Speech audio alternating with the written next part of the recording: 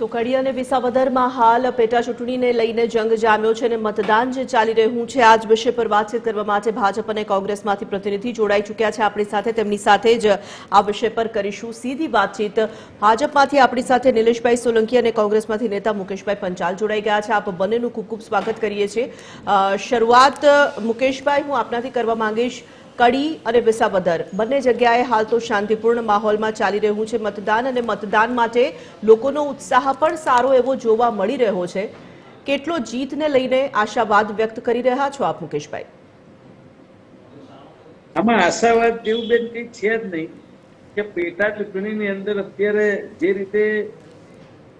આ ભારતીય જનતા પાર્ટી કહેતી હતી પહેલા કે સરકાર અમારી છે ને અમે જીતીશું ડબલ એન્જિન ને બધી વાતો કરી હતી પણ જે રીતે મતદારોનો ઉત્સાહ દેખાય છે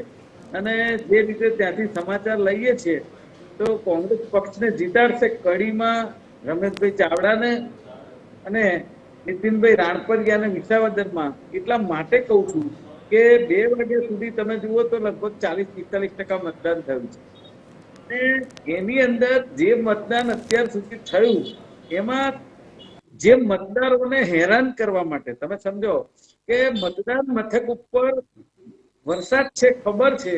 છતાં પણ મતદાન મથકોની અંદર પાણી ભરાઈ ગયા છે એટલો બધો કઈ વરસાદ નથી રાત્રે પડે તો એટલી વ્યવસ્થા જો તંત્ર ન કરી શકે કે લોકશાહીની અંદર મતદારો મુક્તપણે મતદાન કરવા આવી શકે કોઈ જાતની તકલીફ એમને ના પડે તો આ વ્યવસ્થા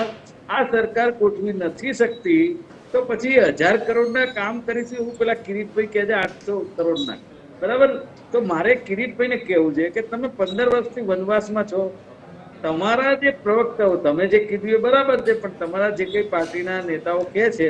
અમારા કિરીટભાઈ ત્યાં કાર્યરત હતા હારી ગયા પછી એ કાર્યરત હતા ને 5-6 હજાર મતથી જ હાર્યા હતા આવી બધી વાત કરી તો એ 800 કરોડ રૂપિયા 30 વર્ષથી ચાલતી ભારતીય જનતા પાર્ટીની સરકારમાંથી તમે એ વિસ્તારમાં ના લાવી વિકાસ કરીએ કે એટલે તમે કે હું આ ભાયાણીને લઈ જઈએ રીબડિયાને લઈ જઈએ પછી વળી પાછું બાય ઇલેક્શન આવે જો હું જીતું તો આપણે કામ કરશું એવી વાત કરવાની હતી ગુજરાતની જનતા ગાંડી છે કે તમે જે બોલો એ બધું કર્યા કરે ભાઈ મતદારો હવે સમજી ગયા અને મતદારોએ મન બનાવી લીધું છે કે એ જે સુરતમાં 40,000 મત આપ્યા અને એને છોડીને ગોપાલ ઇટાલિયા અહીંયા આયાતી ઉમેદવાર એ હોય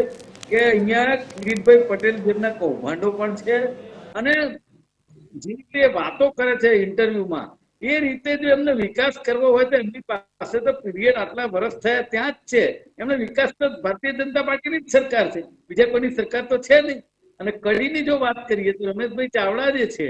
એ રમેશભાઈ ચાવડા ખૂબ જૂના કટાયેલા કાર્યકર્તા છે અને ત્યાં દરેક ગામમાં એમનું ખૂબ સારું પ્રતિનિધિત્વ વખણાય છે એવું ત્યાંના લોકો કે છે અમે પણ જોયું છે અને એ હારી ગયા છતાં પણ એ માણસ ગામડાઓમાં સારા ખરાબ પ્રસંગે દરેક જગ્યાએ દરેક સમાજમાં એ જતા આવતા ઉમેદવાર છે અને એને એટલો બધો આવકાર છે કે લગભગ 10 ગામડામાં તો હું કડીમાં જાતે પ્રચારમાં ગયો કે અમારા રમેશભાઈ ચાવડા અને એમાં ખાસ કરીને ઓબીસીમાં ઠાકોર સમાજ એ તો જબરજસ્ત ઉત્સાહિત છે કે આ વખતે આ ભારતીય જનતા પાર્ટીને જે રીતે વાતો કરે છે અને કામ નથી કરતી અને પછી તમે નરી ભ્રષ્ટાચાર નરી મોંઘવારી એની તરફ કોઈ ધ્યાન નથી આપતા અને એમાં ખાસ કરીને આ જે કડી વિસ્તાર છે એમાં જે રીતે જમીનોનો ધંધો અને જે રીતે વિકાસ 30 વર્ષથી સરકાર છે તો વિકાસ તો થાય જ ને ના થાય કે એમને તો બેસી રહેવાનું નથી તો એ જે વિકાસનું જે પ્રમાણ છે એ પ્રમાણમાં એવું છે કે જે રેવન્યુ ખાતામાં જે ભ્રષ્ટાચાર છે આ તો અમારા બળદેવજી ઠાકોર એ વિસ્તારમાં ચૂંટાયા અને એમણે જબરજસ્ત દબંગ ધારાસભ્ય કહેવાય કે કોઈ અધિકારીનું ચાલવા દીધું નહીં અને ભ્રષ્ટાચાર ઓછો કર્યો પણ છતાંય આજે તમે સમજો કે જે રીતે કલોલમાં બળદેવજી હાર્યા અને એમના સામે ઉમેદવાર ભારતીય જનતા પાર્ટીના જીત્યા અને એ પછી જે ભ્રષ્ટાચારે માજા મૂકી છે તમે સાહેબ કોઈ તલાટી કે કોઈ મામલતદાર બંડલ લીધા વખતે એન્ટ્રી પાડતા નથી હવે આની કોઈ સાબિતીઓ ના હોય એ તો TV13 ની ટીમ ગામે ગામ જઈ અને જો તમે ગ્રામજનોને પૂછે ને તો ખબર પડે કે એ લોકો કેટલી ઠીક છે તકલીફમાં. મુકેશભાઈ, એટલે આપણે અને બીજેપીની પ્રતિક્રિયા પણ લેવી છે. આપણે બીજેપીના પ્રવક્તાને પણ સાંભળીશું, એટલે હું નિલેશભાઈ પાસે જવા માંગીશ. જી નિલેશભાઈ, જી કડી અને વિસાવદરની જ્યારે આપણે વાત કરી રહ્યા છીએ, સ્વાભાવિક પેટા ચૂંટણી માટે પણ એડી ચોટીનું જોર રાજકીય પક્ષો લગાવતા જ હોય. સ્વાભાવિકપણે આપણે એક બેઠકની જો વાત કરીએ તો કડી પાટીદારોનો ગઢ છે, નીતિન પટેલ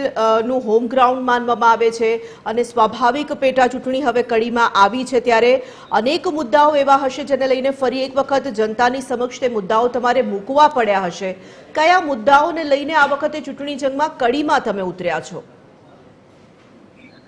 જી, હું સૌપ્રથમ કડીના મતદાતાઓ અને વિસાવદરના મતદાતાઓને અભિનંદન પાઠવું છું, એમને સેલ્યુટ કરું છું કે આવી વરસાદની સિઝનમાં કે સમગ્ર ગુજરાતમાં, અમદાવાદ પણ એમાં આવી ગયું કે ગઈકાલે રાતે 2 વાગ્યાથી ધોધમાર વરસાદ પડ્યો. ઘણી જગ્યાએ તો હજી પાણી ઓસર્યા નહીં હોય, અને અવિરત વરસાદ ચાલુ હોવા છતાં મતદાતાઓ પોતાનો મતનો અધિકાર, જે આપણે સવારથી જોયું છે કે લાંબી કતારો લાગી છે વોટ આપવા માટે, કે જેમનો પ્રાયોરિટી પહેલો હક છે કે પહેલા નોકરી ધંધાએ જતા પહેલા મારો જે મતનો અધિકાર એમને વ્યક્ત કર્યો, એ માટે હું એમને ફરીથી અભિનંદન પાઠવું છું. સુરજજી, હું કહીશ કે કડીમાં જે રીતે ઉત્તર ગુજરાતની એક મજબૂત આરક્ષણ સીટ છે કે જેમાં કરશનભાઈ સોલંકી જે મતદાતાઓનો એક આશીર્વાદ મળ્યો હતો, અને એમના સ્વર્ગવાસ થવાથી પેટા ઇલેક્શન આવ્યું, અને રાજેન્દ્ર ચાવડા કે જેમને 1981માં પહેલું એમનું એક હોદ્દો હતો તાલુકા સભ્ય, કે જ્યારે 1981 એટલે મારી બર્થ નો યર કહી શકાય, એટલા જૂના કાર્યકર્તા, અને એમનો બાયોડેટા કદાચ જોઈએ છે ને તો 2 પાનાનો બાયોડેટા થાય છે કે એમને ઘડાયેલા કસાયેલા એકદમ કોઠા સૂદ કે ભારતીય જનતા પાર્ટીએ ઘણા નામો ચાલતા હતા, પણ અહીંયા મોહર મારી પાર્લામેન્ટરી બોર્ડે આ જે ઉમેદવાર છે, ઉમેદવાર 118 ગામ આવેલા છે કડીમાં, કે ડોર ટુ ડોર એમાં પૂર્વ ડેપ્યુટી મિનિસ્ટર નીતિનભાઈ પટેલથી માંડીને રાજ્યસભા સાંસદ, લોકસભા સાંસદ, ધારાસભ્ય, આ બધાએ ખભે ખભે મિલાઈને સામાન્ય કાર્યકર્તાની માફક સવારે અને સાંજે આવું ગ્રાઉન્ડમાં જવું, અને જે કામો કરેલા છે આ સરકાર નરેન્દ્રભાઈના નેતૃત્વમાં મુખ્યમંત્રી શ્રી ભૂપેન્દ્રભાઈ પટેલે જે કામો કર્યા છે ને, આ સરકાર રિપોર્ટ કાર્ડ લઈ જાય છે. રિપોર્ટ કાર્ડ એટલા માટે કે જે કામ કરેલા છે તો એના લાભાર્થીના અમે ફીડબેક પૂછવા જઈએ, લાભાર્થી નથી તો એને બનાવવા માટે પણ અમારા પ્રયાસો રહે છે. અને તમે જુઓ કે આજે કડી જે અમદાવાદ અને મહેસાણાની વચ્ચેનું એક સેન્ટર બની ગયું છે, કે જેમાં હવે અંતરિયાળ ગામો, જે અંતરિયાળ વિસ્તાર છે એમાં પણ આરસીસી રોડ આવી ગયા છે, ઘરની બહાર નળનું પાણી આવે છે, ઘરની બહાર શૌચાલય હોય છે, જે ધીરે ધીરે જે એક્સપાન્ડ થઈ રહ્યું છે કે એમાં લોકોને હવે રોજગારી માટે બીજી જગ્યાએ જવાનું જરૂર નથી હોતી. હવે કડીમાં જ તમારી એવી સુવિધાઓ ઊભી કરી છે કે ત્યાં તમારા સારી એવી તમારી રોજગારી ઉત્પન્ન થઈ શકે, ત્યાં કોલેજો આવી ગઈ છે, હોસ્પિટલનું નિર્માણ કર્યું છે, અને સતત 1990 થી 2000 અત્યારે આપણે 2025 ગણીએ છીએ તો કોંગ્રેસનું ત્યાં એક કહેવાય ને કે પંજો ખીલવા જ નથી દીધો. માત્ર કમળ જ કેમ? કારણ કે ત્યાંની જનતાનો જે કાશીડ છે એ ભારતીય જનતા પાર્ટીના જે ધારાસભ્ય છે એમને એ જોયું હતું કે ત્યાંની જનતાને શું જોઈએ. આરક્ષણ સીટ છે પણ એમાં બધી જ જ્ઞાતિના વોટ એમાં આપવામાં આવે છે, અને એક સમરસતા જાળવવામાં આવે છે કે ત્યાં પાટીદાર પણ છે, દલિત પણ છે, કોળી છે, આદિવાસી છે, બધાના જ વોટ ત્યાં ભારતીય જનતા પાર્ટીમાં બને છે. તો એનો મતલબ એવો થયો કે તમે આશ્વસ્ત છો કે કડીની જનતા તમારા તરફી મતદાન કરશે તેવું અત્યારે આપને લાગી રહ્યું છે? ખેર, એને પણ હવે ગણતરીના દિવસો જ બાકી છે અને સ્પષ્ટ થઈ જશે ચિત્ર. મુકેશભાઈ, વિસાવદરની જો વાત કરવામાં આવે તો કડી બેઠક અને આ તરફ વિસાવદરમાં તો તમારે એક નહીં પરંતુ 2 પક્ષની સામે લડવાનું છે. આપ, ભાજપ અને કોંગ્રેસ. જનતા વહેંચાઈ જશે? જનતા જે રીતે અત્યાર સુધીનો વિસાવદરનો ટ્રેન્ડ જોવા મળી રહ્યો છે, તમને એવું લાગે છે કે કોંગ્રેસ પર વિશ્વાસ મૂકશે? કારણ કે કોંગ્રેસમાંથી જે કોઈ ચૂંટાય છે તે પક્ષ પલટો કરવામાં સહેજ પણ સમય લગાડતું નથી.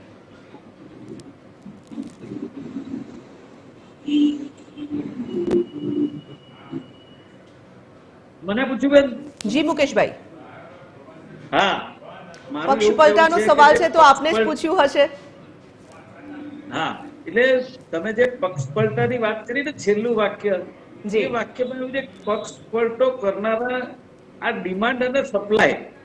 આમાં તમે જોવા જાઓ ને તો પેલી બાજુ ડિમાન્ડ બહુ છે. ત્યાં કોઈ કોંગ્રેસમાં કથાયેલા ઘડાયેલા સક્ષમ લોકો છે ને એવા કોઈ હોશિયાર માણસ જ ત્યાં નથી. એટલે એમને લઈ જઈને એમને મંત્રીએ બનાવવું પડે અને એમને ઘણું બધું કરવું પડે અને એમને ધારાસભ્ય બનાવવું પડે. કારણ કે એમને ત્યાં એક બાજુ કાર્યકરોની ફોજ છે, પણ એક બાજુ હોશિયાર લોકો જે કોંગ્રેસમાં જે રીતે શિક્ષિત પામેણા હોય એવા લોકો એમની પાસે છે નહીં. એટલે એ પ્રલોભનો આપીને લઈ જાય. અમને કઈ વાંધો નથી, લઈ જાય એનો. એટલે કારણ કે અમારે ત્યાં બહુ જૂની પાર્ટી છે, ખૂબ મોટો સમુદ્ર છે, એટલે અમારે કોઈ પ્રોબ્લેમ નથી. પણ વાત એવી છે કે વિસાવદરની અંદર ગોપાલ ઇટાલિયા જે સુરત થી આવ્યા છે અને જે 40,000 મતદાર સુરત મળ્યા હતા, એ કતારગામમાં એ નોંધારી છોડી અને એ જનતાને આવ્યા છે. એટલે અહીંયા ગમે તેટલી વાતો કરે કે ખેડૂતોને અમે આમ કરી દઈશું, મંડળીને આમ કરી દઈશું, તો એ જે જગ્યાએ તમે 40,000 મત મળ્યા એને પહેલા કરો ને. આપણે જે જગ્યાએ લડ્યા હોઈએ ભલે હારી જઈએ, હું પણ 4 ચૂંટણી લડ્યો છું, 2 જીત્યો છું, 2 હાર્યો છું, તો વિસ્તાર છોડીને આગા પાછા નથી થતા, બરાબર. એટલે એવા કોઈ મતદારોને, એવા કોઈ ઉમેદવારોને કોઈ મતદાર મત ન. અને બીજી વાત એવી છે, ભારતીય જનતા પાર્ટીની વિસાવદરમાં મેં તમને કહ્યું કે જે રીતે ખોટા એજન્ટો પણ એ વિસાવદર વિસ્તારમાં અને કડી વિસ્તારમાં પકડાયા છે. તો આજે મારું એવું કેવું છે કે ભારતીય જનતા પાર્ટીને આટલી મોટી ફોજ ઉતારવાની, આટલા બધા મંત્રીઓ, આટલું બધું ઝીણવટ ભર્યું કામ કે છે અમે કરીએ છીએ, અને એટલે અમારું રિપોર્ટ કાર્ડ ત્યાં બતાવવાનું, આ એમની વાત છે. તો મને ખબર નથી પડતી કે આજનો એટલો યુવાન મતદાર જે છે, શિક્ષિત મતદાર, એ માણસની તમે ટાંકણી આપી હોય ને સાહેબ, એના મગજમાં રહે મને ટાંકણી આપી હતી આ ભાઈએ, આટલો જાગૃત મતદાર છે, તો એને તમે કહેવા જવું પડે તમે વિકાસ કર્યો હોય. તમે ત્યાં 15 વર્ષના વનવાસમાં કશું કર્યું નથી, એટલા માટે કે ગોળ ખોળની નીતિ અપનાવી. ડબલ એન્જિનની જે વાત છે, ડબલ એન્જિન માત્ર પોતાના ચૂંટાયેલા વિસ્તારમાં જ કામ કરે, બીજા વિસ્તારમાં ન કરે. આ વસ્તુ જે ફલીભૂત કરી એ મતદારો ઓળખી ગયા છે. હવે નહીં ચાલે, કારણ કે તમે કયા મોઢે મત માંગવા જાઓ? તમારી સરકાર છે 30 વર્ષથી, તમારો ઉમેદવાર ચૂંટાયો કે ન ચૂંટાયો, પણ એ વિસ્તારમાં તમે કહો છો 4-5 હજાર મતથી તમારા કિરીટભાઈ હાર્યા હતા, તો એ કિરીટભાઈ 4-5 હજાર મતથી હાર્યા, તો સ્વાભાવિક રીતે 30-35-40 હજાર મત મળ્યા છે. તો એ લોકોને તમે અન્યાય કર્યો એ તો સાબિત થઈ ગયું. એ મતદારો તમને મત નહીં આપે. એટલે સરવાળો જયારે કરવા જઈએ વિસાવદરની જનતાનો,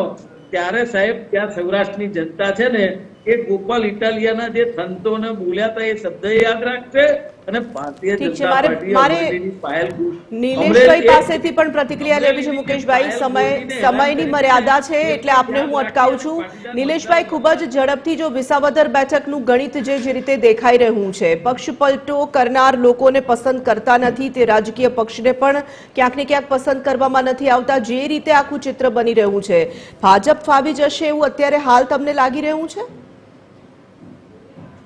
વિસાવદરમાં 2012 થી ભલે અમારા ધારાસભ્ય ના હોય, પણ તાલુકા પંચાયતના છે, તાલુકા પંચાયત ભારતીય જનતા પાર્ટીની છે, ત્યાં સાંસદ છે, જિલ્લા પંચાયત અમારી છે, અમારા જે પૂર્વ પ્રમુખ જે અત્યારે ઉમેદવાર છે કિરીટભાઈ પટેલ, એ જનતાના સંપર્કમાં રહેલા છે, ત્યાંના જે મતદાતાઓ છે એના સંપર્કમાં આવેલા છે, અને ત્યાં શું વસ્તુ જોઈએ છે, ત્યાં એ મતદાતાઓની જનતાને ત્યાં કઈ રીતની ત્યાં તકલીફો છે, એ તકલીફોનું પણ નિવારણ એમને કરી દીધું છે કે જ્યારે એ ધારાસભ્ય તરીકે ચૂંટાઈને આવશે તો સૌની યોજના કે ત્યાં જે લિંકિંગ નતું થયું, કે ત્યાંના ચેક ડેમોમાં જે એનું કનેક્શન જે કરવાનું હોય સીધી ભાષામાં કહીએ તો, એ સૌ પ્રથમ એ જીત્યા પછી એ કામ પૂરવાર કરશે. અને બાકીના જે કામો જે જૂના ધારાસભ્યોએ જે અધૂરા મૂક્યા હોય કે ના થયા હોય, એ કામો 800 દિવસમાં એ પૂરા કરવાનો એમને સંકલ્પ લીધો છે. ફરીથી હું આપને કહું છું કે આજે 161 ધારાસભ્ય ભારતીય જનતા પાર્ટીના છે વિધાનસભામાં, તો આ 2 ધારાસભ્ય કડીની સીટ તો અમે સર્વાધિક લીડથી જીતીએ છીએ, પણ વિસાવદરમાં પણ ફરીથી અમે કમળ ખીલાવીએ છીએ અને અમે ઠીક છે. અમારે કોઈની જોડે કોમ્પિટિશન નથી. અમે અમારા જે કામો કરેલા છે, આ સૌથી એશિયાની મોટી પાર્ટી, મોટા કાર્યકર્તાઓ છે. જો અમે કોઈ જાતની કોઈ ગેર સમજ કરતા હોત, ગેરલાભ કરતા હોત તો 2012 થી કેમ ના જીત્યા હોત બેન? પણ અમે લોકશાહીમાં માનીએ છીએ અને એટલા માટે અમે ઠીક છે, ચલો આપણી પાસે સમયની મર્યાદા છે, એટલા માટે હું વધારે સવાલ આપને નથી પૂછી શકતી. પરિણામનો દિવસ પણ હવે બહુ છેટો નથી, સ્પષ્ટ થઈ જશે કે જનતાના મનમાં શું છે. આ બંનેનો ખૂબ ખૂબ આભાર અમારી સાથે જોડાવા માટે.